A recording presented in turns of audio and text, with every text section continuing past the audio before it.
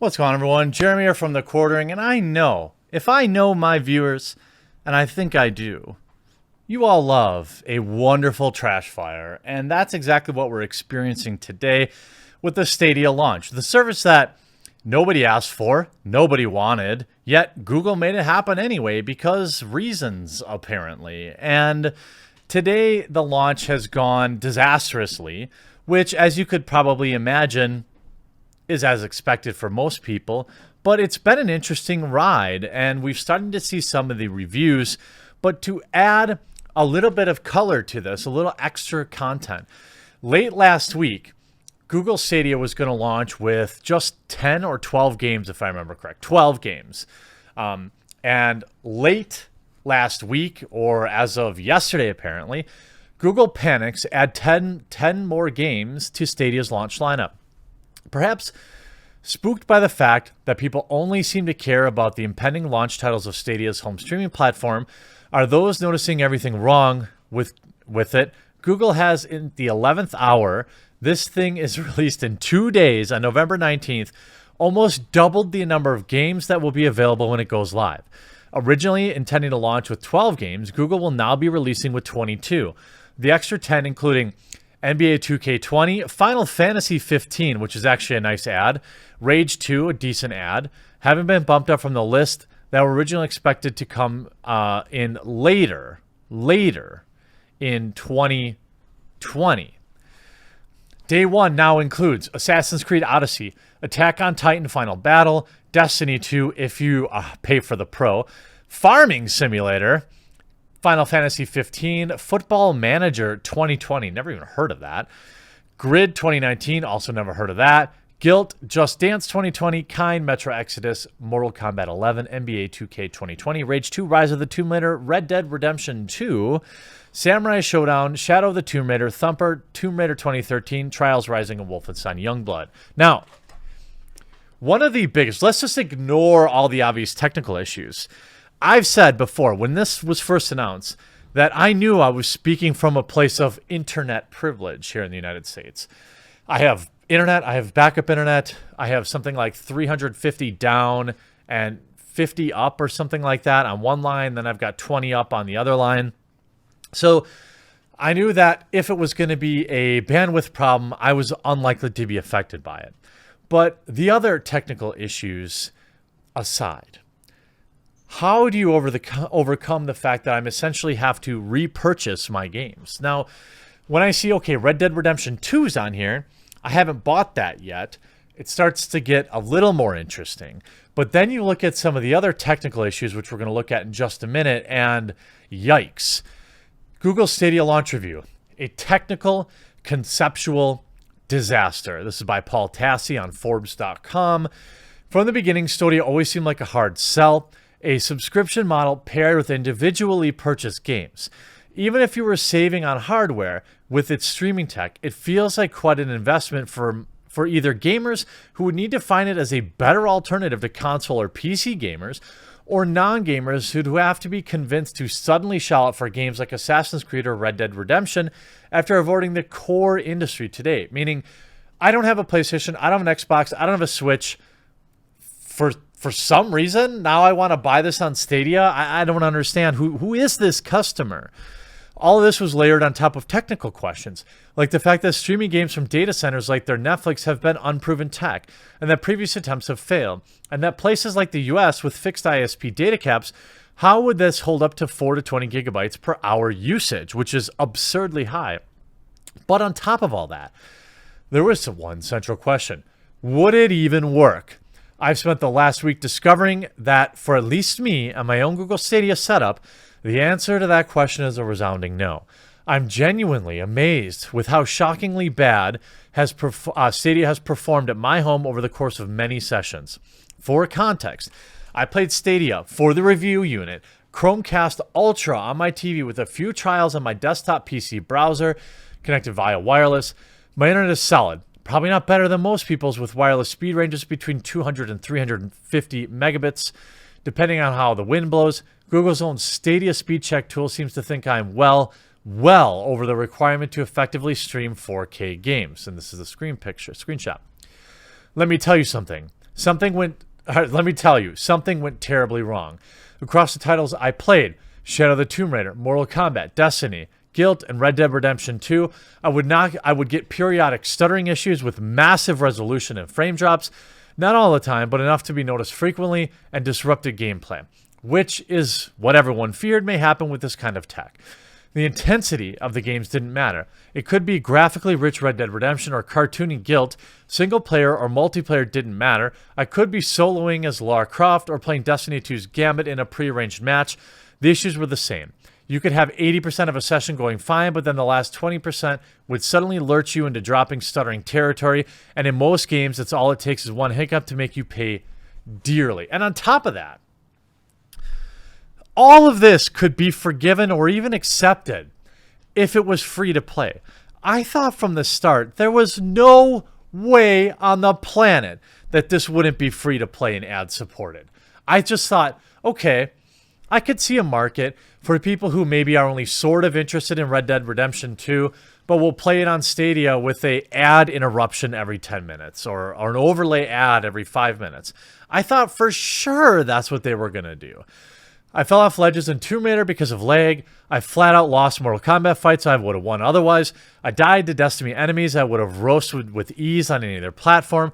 I managed to slog through the entirety of Mortal Kombat 11 campaign, which I genuinely wanted to play as I hadn't yet, and probably at least one match I ran into lag issues, even if for just a moment. It can cost you the entire fight in a game like that.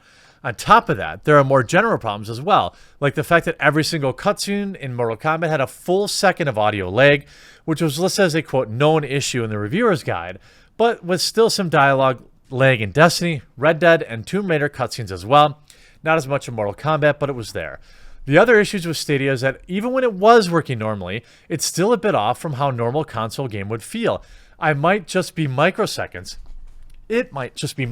we're talking about. But while I didn't notice much of it in Mortal Kombat or Tomb Raider, outside of the huge stuttering moments, where it was mostly felt like playing the game, a console game, with a Switch Pro controller, I could feel it in Destiny 2, which I've sunk 1,200 hours into on console. It didn't feel as tight. It's passable, certainly, but not anything I would voluntarily choose over PS4 or Xbox. This goes basically exactly what we all expected. The only unequivocal positive I can say about Stadia is it has significantly reduced load times over console equivalents, even past what my SSD modded PS4 is capable of, so hooray. I'm not even springing this on Google as some sort of surprise thrashing of Stadia. After these issues persisted across multiple sessions, I contacted them to try to get them to help me to troubleshoot, as I was amazed as how bad it was getting. They recommend I knock my performance settings down to balance instead of 4K, which is what the Stadia Pro subscription is paying to access in the first place. That didn't help, nor did it help when I went further down to the limited data usage, the bottom tier setting. As even there I had stuttering. I reported that back, and they said it was, quote, unusual and that they were investigating. So I gave them permission to access my play session, and at the time of this writing, that's the last I heard from them. I've been playing on, quote, balanced sense, but with no real improvements as a result. There's only 2 relative days of stability. We're on day 1, and then finally yesterday, the final day of testing, but with 5 very bad days in between. The entire Stadia model is baffling to me. If you could use Stadia as an extension of your current playing platforms, playing your console games on the go or your laptop on the phone or iPad or downloads with hardware, that would be pretty cool. That I agree with. Exactly. Like, I don't understand what service it's filling. Playing your console games, Stadia is not that. Rather, it's an entirely self-contained ecosystem where you must repurchase any games you want to play. Borderlands 3 is coming to Stadia in a little while, but why on earth would I ever want to play it there? I have to start from scratch, as that game, as most games, do not have cross-save right now. Some do, like Destiny 2, which is being used as the flagship for Stadia launch title. Yet as an avid Destiny 2 player, A, I would only play on Stadia if my consoles and PC were spontaneously burst into flames, or B, Stadia does not share a player population with any other platform. I would be amazed that if it didn't end up creating serious matchmaking or group finding issues at launch. Stadia is also pitching itself as being for non-gamers, and yet I don't understand how the model lends itself to them at all. Despite sounding like a Netflix for games, pay a subscription, get access to a list of games to play whatever, whenever, sounds that isn't how it works. You're still paying full price for the new titles, outside of a few free exceptions with a pro subscription like Destiny. So sure, maybe you're convincing people to play who don't want to spend $300 on a home console, and yet you still have to convince them to pay $60 for a release in an area of free-to-play mobile titles. Good luck. It's bad. Bad. I may have been a Stadia skeptic going into the test run, but I was willing to give it a chance, but this has been a catastrophe from the start and to the finish during my testing phase, and the problem is that it did work even if it did work flawlessly, which it absolutely doesn't. The entire model seems doomed from the start. This is an enormous miss from Google, and I'm really wondering what the fallout is going to be from this ill-conceived early launch. Hey, maybe it means they're going to push out more ads on YouTube to make up for it. I don't see where this even ends up. That's the thing. I don't see who this product is for. Like I said, maybe if it was entirely free to play and ad supported, you'd have something. But the idea that you're expecting somebody to buy Assassin's Creed or Borderlands 3 for full price and choose that over playing on PC or any one of many consoles is absurd to me. Then, most hilariously, Google allegedly has burner accounts trying to defend Stadia. 22 games and 22 times the input lag. Same input lag as Xbox One X. Thor 16. Then you have join November 2019. So join today. Google Stadia. Well, and it's also following Stadia. There's the same person. Microsoft xCloud Preview now has 50 new games more than Stadia's launch. Thor. Stadia already won. xCloud will be running on 7-year-old hardware in 720p. Have fun. Here's another one. xCloud effect. There's no xCloud effect. xCloud will run on 70. It's this person just shilling for it. And there's definitely, I don't know how many of these there are.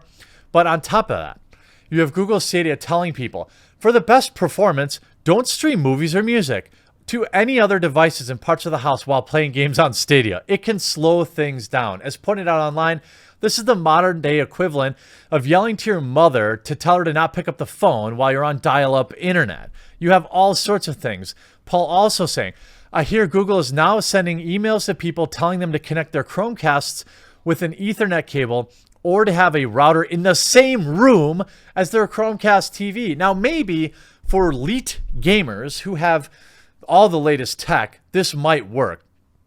But even if it all worked, this model, unless it's unbeknownst to all of us, is doomed to fail. I hope you enjoyed this trash fire, Google. Maybe work on fixing YouTube and helping, your creators not get their channels hacked. Less time working on entering into a gaming scene where nobody wants you, nobody wants to use your service, and you have literally nothing to offer that anyone can see to this point. Hope you enjoyed this video and this trash fire. We'll talk to you again real soon.